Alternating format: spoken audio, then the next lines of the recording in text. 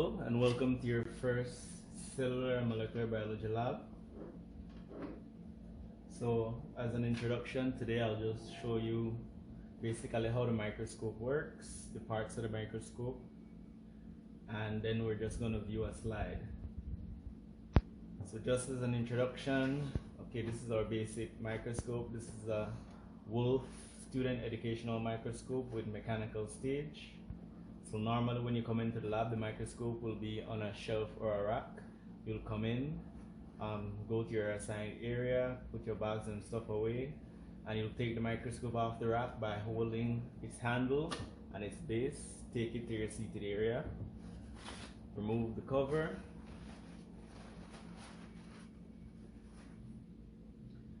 And you can go ahead and unwind the cord.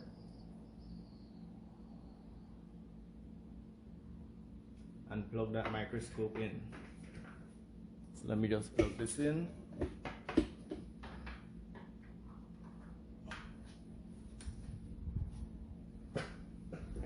Now as you look at this model, one of the first things you might notice is that the eyepiece is missing.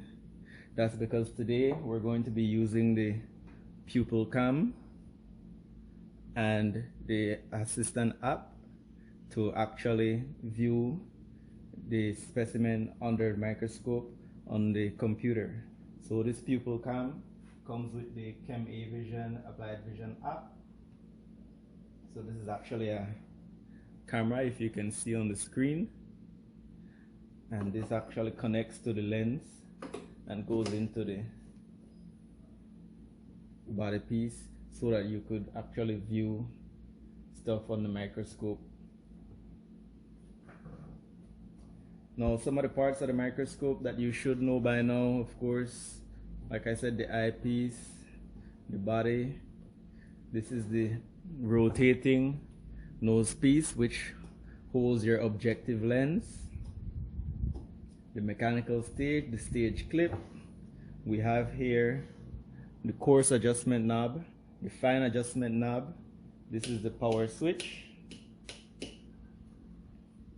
Here we have the light source.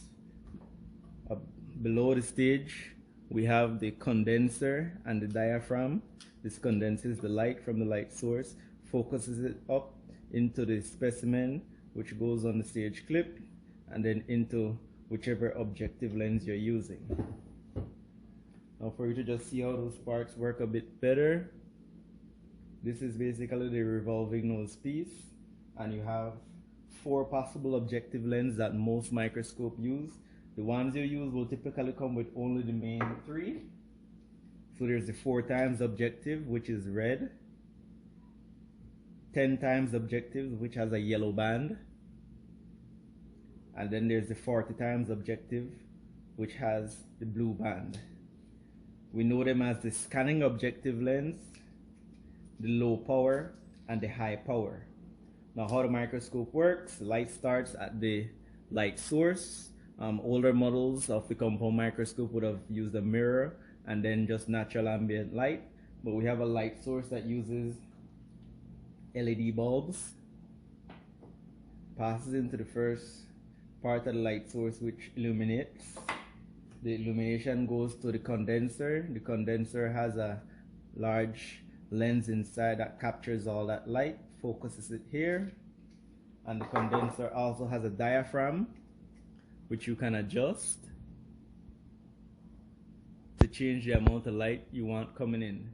This changes the contrast of whatever you're viewing, and you'll tend to use this more depending on whether or not you're using a stained or unstained specimen on the slide. Of course, the specimen goes on the stage attached with the stage clip.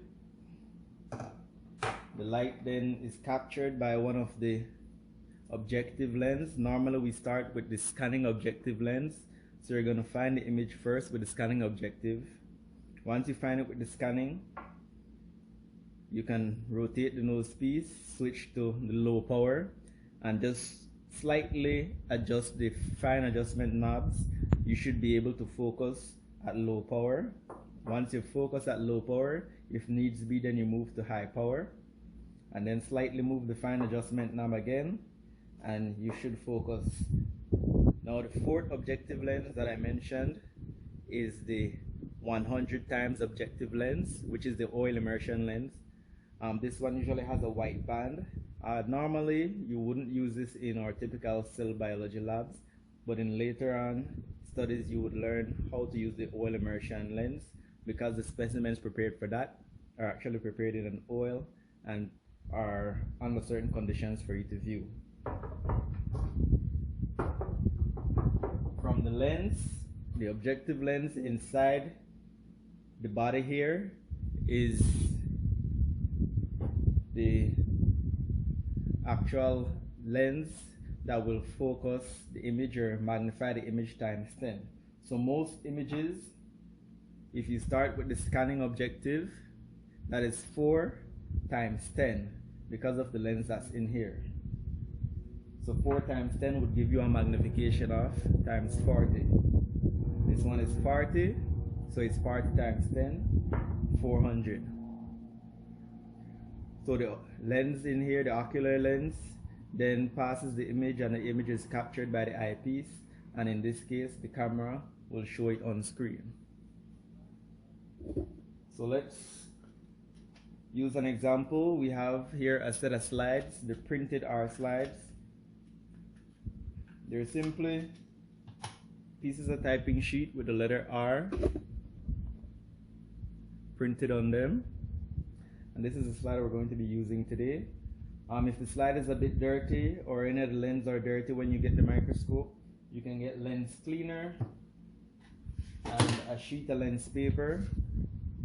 And you just use those to clean up the lens or the slides.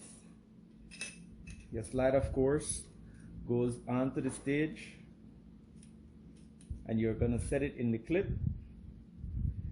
You take the stage all the way up with the coarse adjustment knob.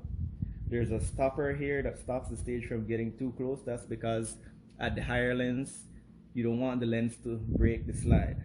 So this little stopper will hit when the stage is all the way up. Now you're going to take, there are 2 knobs to the left that you can use to move the stage. One moves the arm or the stage clips left and right. The other one moves the entire stage back and forth. So you want to center that image, get it all the way up.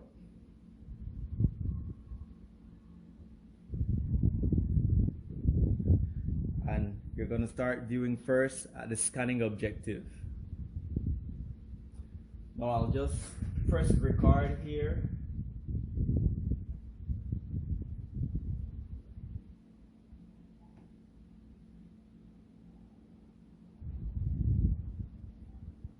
And somewhere on screen I will put the recording of me focusing this image. So let me get a bit closer so you can see on screen and on the microscope what I'm doing. So again, let's try the center.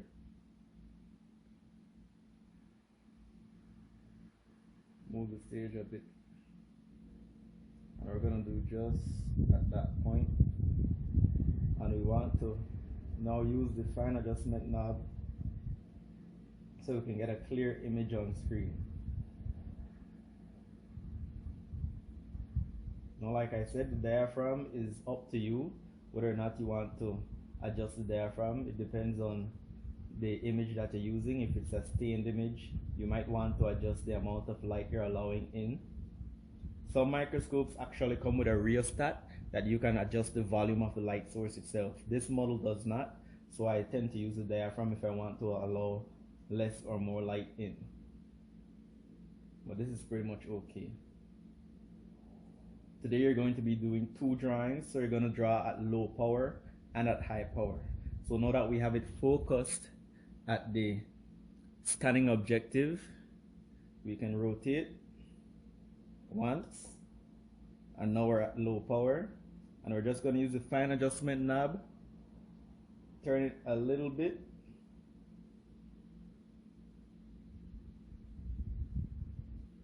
just to focus, and then make sure again that we're centered.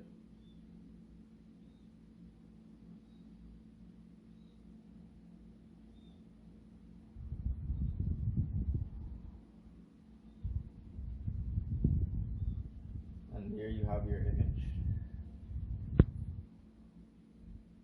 I'll just quickly take a snapshot.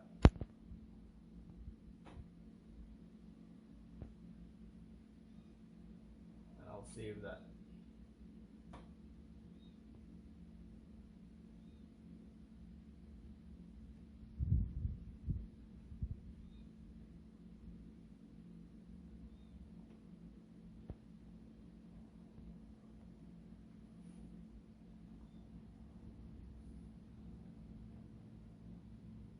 Now back to the camera. Rotate again. Now we're at high power.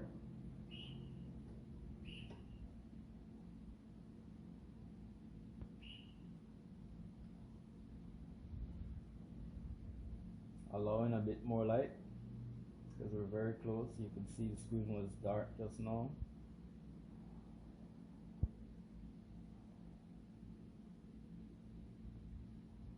And just slightly move the fine adjustment knob a bit and try to focus in again on the image.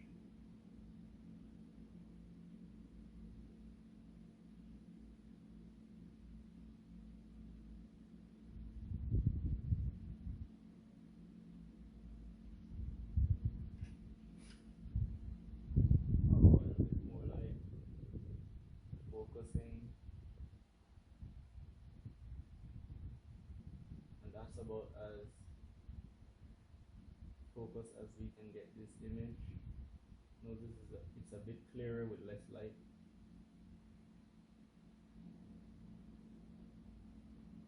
And again, we'll take a snapshot, save that. Now, of course, when you're in the lab, you guys won't have access to the camera to take a snapshot.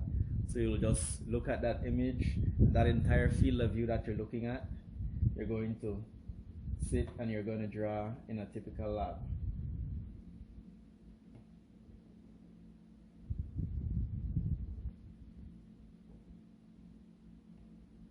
Just change the name and save.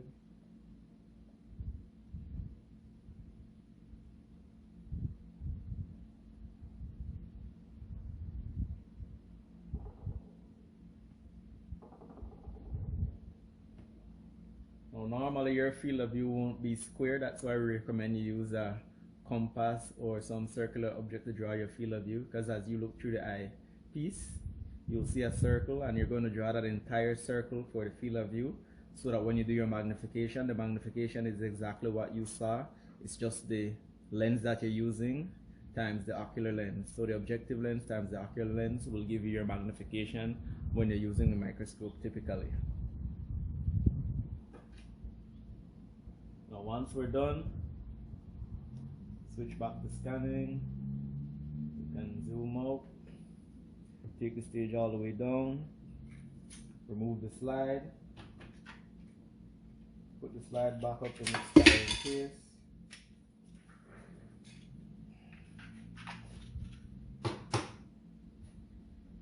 The stage, we're going to put the stage all the way back in a resting position. Put the mechanical stage clip in the middle. Turn off your light source. And then we're just going to remove the camera.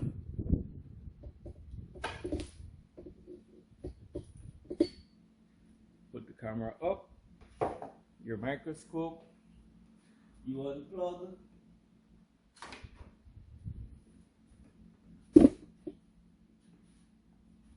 Put back up the cord. Some of the microscopes will have an area for you to wrap the cord on the back. This one just has a zip tie. So you just zip tie the cord with this model. Normally I set it right near the stage. And of course, we put back on the dust cover.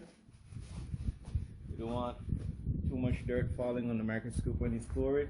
You take it by the handle and the base and you put it back on the shelf or in storage. Now a lens that you might be more familiar with is this one. You've seen it in a lot of probably movies, or maybe you've played with one yourself. It's a magnifying glass, or you've seen someone using it in the sunlight to burn ants or other insects. So let's see how the magnifying glass works. Now this time we have the same slide with the R, and what we're going to do is take a ruler and first measure the R. So from the top to the base, the R on the slide is about 3 millimeters long. And your first drawing that you're going to prepare will actually use the magnifying glass to view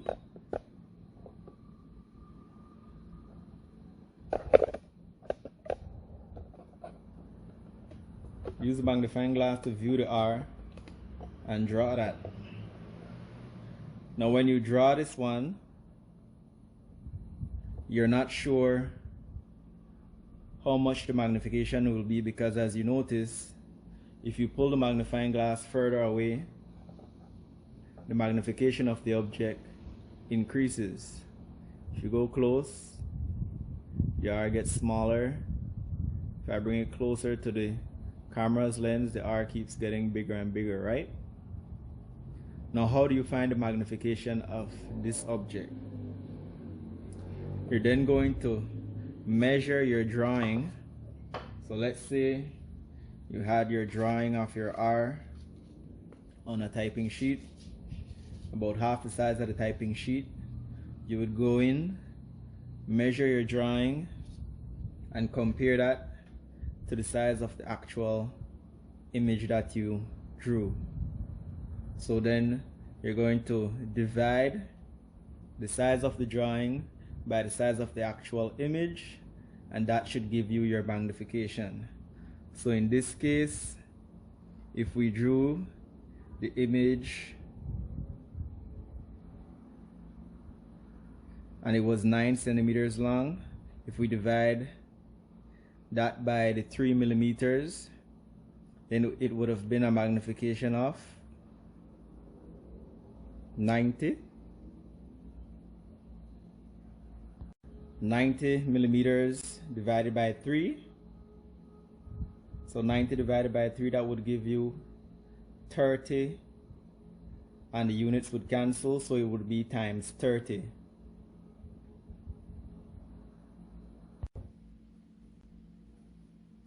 That's basically it on how to use the microscope. Thank you for viewing, and enjoy your first drawing lab.